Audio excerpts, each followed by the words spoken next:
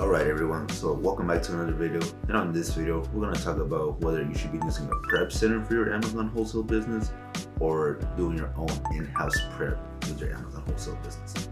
Now before we get straight into the video guys, be sure to smash that like button, drop a comment down below, and make sure you hit subscribe if you haven't already, because on this channel we talk everything about Amazon FBA, wholesale, and everything else in between from an actual seven-figure seller in the actual game.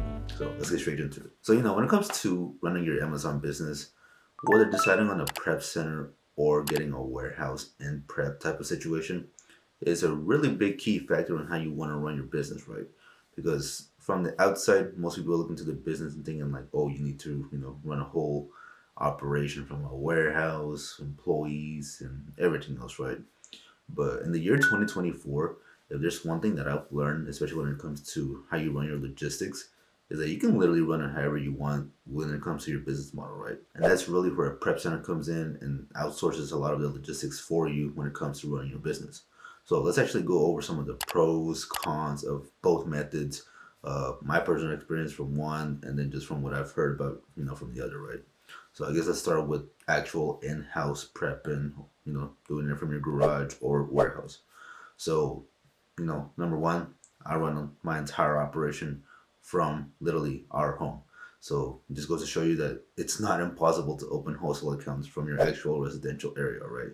So let's get that out of the way. I've made that happen, still making it happen, still, ordering from suppliers back to back and opening accounts. So it is a huge benefit in that aspect that we're able to just, run this business like that. Now, when it comes to the logistics aspect, yes, if you're planning on running your in-house prep, it obviously does take up more time, especially in the beginning when you don't have a reliable team just yet. You don't have them used to your operation, how to run things and all that, right? So there's a lot of training up front, a lot of learning in the beginning when it comes to running your own operation.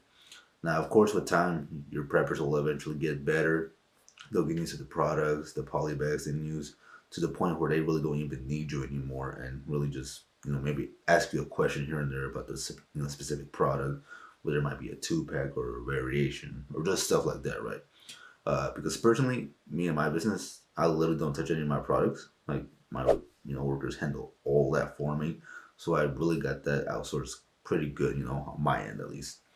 So that being said, I know people always say, oh, you don't want to do the warehouse in-house prep because it's a lot of dealing with workers and this and that. But guys, if you can just outsource to the point where they can manage themselves and you have a key, employee, you should be able to run your business pretty efficiently while having a lot of time. Now, of course, you got to deal with payroll, dealing with actual people. So, that is a thing too. Okay, at the end of the day, you still are more or less dealing with, some type of human in person and, having to deal with issues. And, like I said, the good part is that once you get it outsourced, yeah, it's basically on automatic.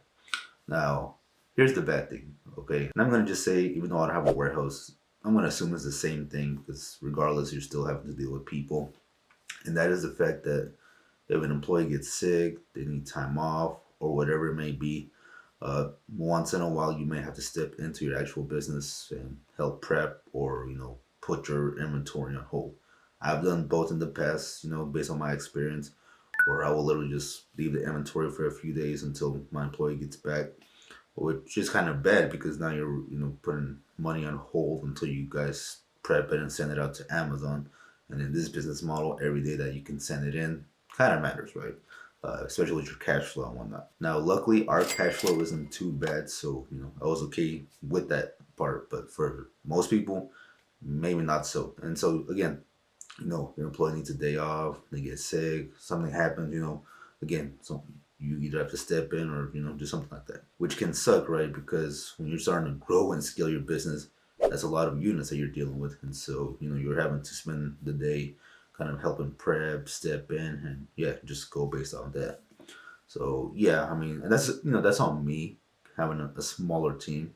I'm pretty sure with the bigger team, it's not too bad because with the bigger team, you can probably have it more automated in that aspect. But it does kind of hurt in that way every once in a while, which is rare, but still just something to think about. Now, when it comes to cost efficiency, From what I've heard from a CPA and a few others, long term, obviously the in-house prep, warehouse prep is going to be the cheaper option at the end of the day, all right? When it comes to how much you're actually going to spend on your actual prep per unit and whatnot, it does get much cheaper down the road versus having a prep center, at least from what I've heard, word to mouth with other sellers, CPAs in general, and just all that, right? So long term, if you're worried about pricing and whatnot, it's a very great option because you're really saving some money. Because when you rent outsourcing to a prep center might charge you, I don't know, 80 cents per unit to prep a product, right? Which if you're sending hundreds and thousands of units, that adds up real quick. Because you could send 100 unit shipment in, 80 cents times 100 units. I mean that's like what, $80 maybe for them to spend like an hour or two to prep. Versus with an in-house prep, my preppers are pretty fast. I can guarantee you they can finish that 100 units in like 1 hour probably, and I'm only paying like 16, $17. So it's a major savings in money difference when you're really comparing the two, right? I mean that's like what, 50, $60 extra, literally almost per hour being saved. But again, you have to think about the time and the cost and just balance it out where you want it in your business, all right? And one of the bad things that could happen down the road was running your own, spot and whatnot is maybe your employees quit, maybe you have to fire them or do something in general.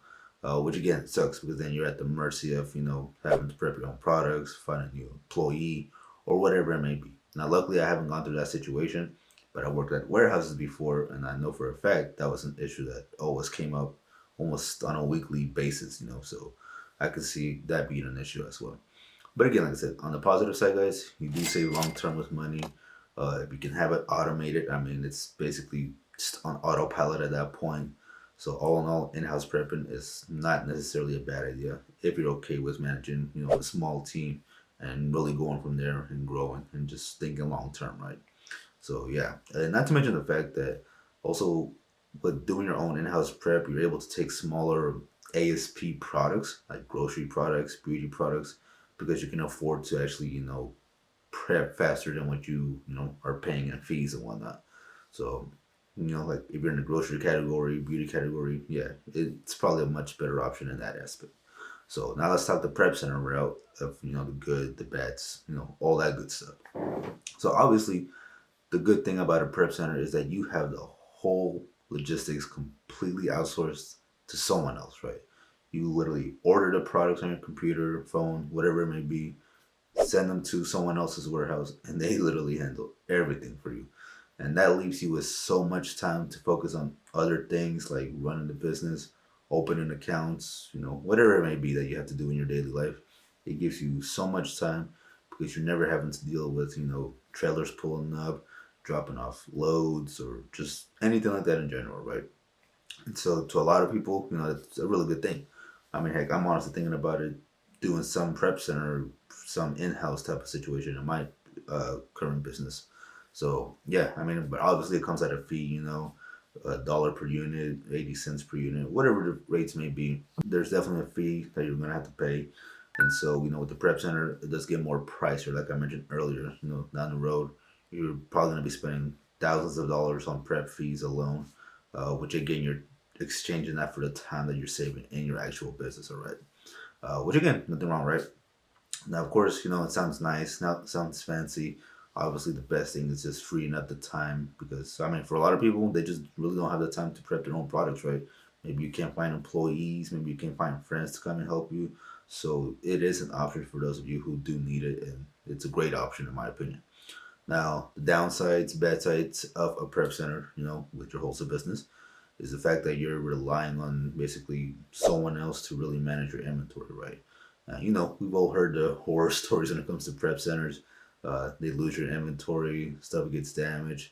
I mean, I remember one guy I know, he had to literally call the police on his prep center, and they had all the inventory just sitting outside in broad daylight, just there. So yeah, I mean, obviously it comes down to trusting your prep center and testing small and whatnot. But that's just something that you will have to deal with when dealing with the prep center is having someone else in charge of your actual inventory, okay? Because when they're in charge, there's nothing you can really do about it. But message back and forth with the owner or whoever is in charge, and then just rely on that versus in-house prep where you have total control of your inventory. You know what's being received, you know what's going out, and all that logistics aspect. But again, that's on the minority scale of a prep center hoard thing. So most prep centers, I'm pretty sure, are pretty useful, pretty helpful. So don't worry so much about like the bad parts. All right. Again, they can be very useful when it comes to outsourcing your logistics, and not to mention the fact that when it comes to a prep center, if you're selling a lot of high ASP products like electronics, major tools or something like that, I mean, it could be really worth it when you don't want to deal with that type of stuff and you just want to outsource it to someone else, because the fees you're gonna pay on high ASP products really don't eat up none of your costs. If I'm being honest, right? If you're making like $20 profit on a unit, I mean, a dollar's not really gonna hurt your bottom line, to be honest. So, but yeah, I mean, so really that's the main pros and cons when it comes to running your own business, whether it's in-house warehouse or going the prep center route. Okay, there's really no wrong way on how to run your FBA business, but you definitely want to pick the one that's gonna align more with your goals at the end of the day, right? Like if at the end of the day you just want the freedom to kind of do whatever you want with your business, grow it to a certain amount, and just live your life, then the prep center route might be the best option for you. But if you're a freaking beast and you want to continue to grow this business, really run a whole operation and whatnot, then obviously the warehouse in-house prep is going to be your option. So really just weigh the pros and cons, see what fits you in your business, and then really just go from there. I mean, like I said, there's no wrong way to do it. I know plenty of Amazon sellers doing one or the other or even both, and so it's working out. We have 7-figure sellers, 8-figure sellers who are doing both methods, and they're just freaking crushing it, man. So at the end of the day, just pick one, go with that, and just let me know what you guys think on the bottom of this video. So as always, guys, I am out. Peace, and I'll see you in the next one.